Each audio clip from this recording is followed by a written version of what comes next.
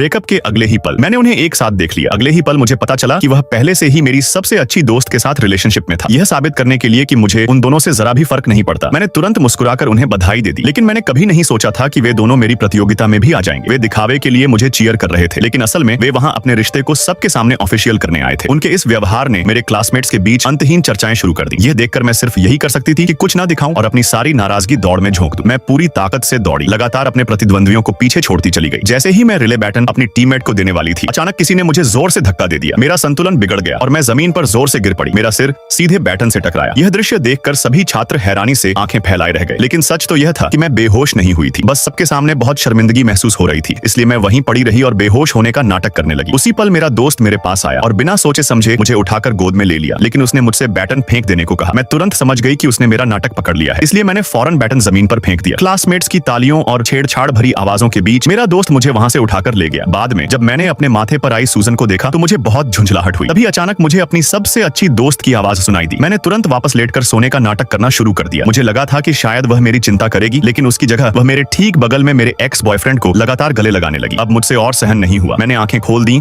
और तुरंत उन दोनों से वहां से चले जाने को कह दिया। घर जाते समय मैं फिर से उसी दोस्त से टकरा गई।